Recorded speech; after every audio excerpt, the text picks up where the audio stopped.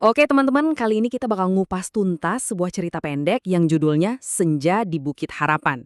Kita akan lihat bareng-bareng gimana sih sebuah cerita dibangun dari adegan, karakter, sampai tragedi yang semuanya dirangkai dengan rapi buat bikin kita bener-bener ngerasain emosinya. Yuk, kita mulai dari kalimat pertamanya. Coba deh perhatiin kalimat pembuka ini. Ini tuh bukan cuma deskripsi lokasi biasa ya. Ini adalah fondasi dari keseluruhan cerita.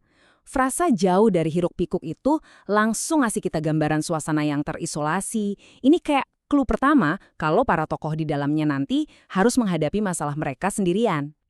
Nah, kita masuk ke bagian pertama, sebuah keluarga di ujung tanduk. Disinilah kita bakal kenalan sama tokoh-tokoh utamanya dan dunia mereka yang terus terang udah rapuh banget dari awal. Ini dia nih, inti dari cerita kita. Sebuah keluarga sederhana yang hidupnya penuh tekanan. Ada Revan, si anak yang berbakti, ayahnya seorang buruh serabutan, dan ibunya yang sakit parah. Perhatiin deh, dari awal banget, setiap karakter itu udah digambarin punya bebannya masing-masing. Dan ini dia pahlawan kita, Revan. Penulis sengaja banget ngegambarin dia sebagai anak yang nyaris sempurna. Baik, pinter, pengertian. Kenapa? Ini langkah penting buat ngebangun simpati kita sebagai pembaca. Tepat sebelum dunianya nanti hancur lebur. Oke, sekarang kita sampai di bagian kedua, hari ketika semuanya berubah. Nah ini dia nih, insiden pemicunya. Momen yang menghancurkan stabilitas keluarga yang udah rapuh ini dan jadi awal dari perjalanan tragis Revan. Lihat deh, gimana momen ini sengaja dibuat jadi lambat, kayak slow motion. Setiap langkahnya itu ngebangun ketegangan. Persiapan sekolah yang normal, ketukan pintu, panggilan yang nggak ada jawabannya, dan kemudian penemuan yang mengerikan itu. Dengan dipecah jadi langkah-langkah kecil kayak gini, penulis bikin kita ikut ngerasain paniknya Revan detik per detik. Reaksi pertama Revan adalah lari minta tolong ke tetangga.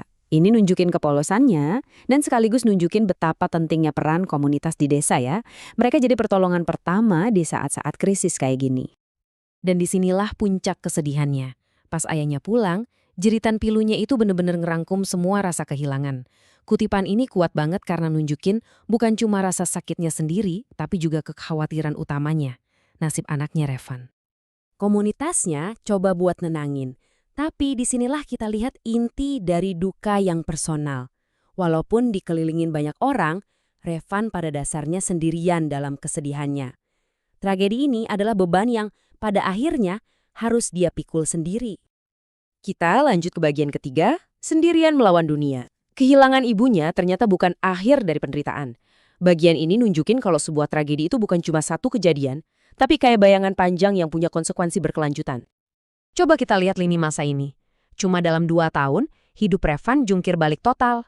Kematian ibunya jadi pemicu rentetan kemalangan. Pendidikannya berhenti, kesehatan ayahnya anjlok, dan dia terpaksa jadi tulang punggung keluarga. Ini benar-benar efek domino dari satu tragedi. Perbandingan antara sebelum dan sesudah ini tajam banget kan? Dari seorang anak yang dirawat, Revan sekarang jadi perawat. Dari seorang pelajar yang punya masa depan, dia jadi buruh yang menanggung beban berat. Peran dalam keluarga ini udah sepenuhnya terbalik. Dan tepat pas kita pikir situasinya udah nggak bisa lebih buruk lagi, tragedi kedua datang. Pernyataan ini sengaja dibuat lugas, tanpa basa-basi, buat nekenin betapa cepat dan brutalnya Revan kehilangan orang terakhir yang dia punya. Angka ini udah ngejelasin semuanya. 1. Setelah semua yang dia alami, Revan sekarang benar-benar sendirian di dunia. Ini adalah penekanan pada isolasi total yang dia rasakan. Bagian keempat, kedatangan yang misterius. Nah, tepat saat Revan ada di titik terendahnya, ceritanya ngambil belokan yang nggak terduga loh. Suasananya bergeser, dari yang tadinya cuma tragedi murni, sekarang jadi ada sentuhan misterinya. Pemilihan waktunya penting banget. Tepat sebulan setelah Revan kehilangan segalanya, ada pengunjung datang. Apakah ini secerca harapan? Atau justru ancaman baru? Panggung untuk babak terakhir cerita udah disiapin. Dan ini dia orangnya, Bu Levi. Perhatiin deh kontrasnya. Penampilannya yang elegan plus 2 pengawal bener-bener nggak cocok sama latar desa yang sederhana. Semua detail ini sengaja dibuat biar kita bertanya-tanya. Ini siapa sih? Dan mau ngapain dia di sini? Ini dia momen pertemuannya. 2 alur cerita, kesendirian tragis Revan dan tujuan misterius Bu Levi akhirnya bersilangan. Tatapan Bu Levi ke Revan itu adalah titik di mana nasib mereka kayaknya bakal mulai terjalin.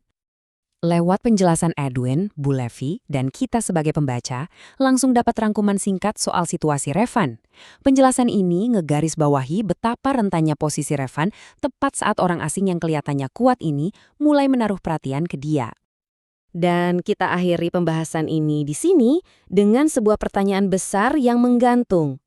Apakah kedatangan Bu Levi ini sebuah kesempatan kedua buat Revan, atau malah jadi awal dari duka yang baru?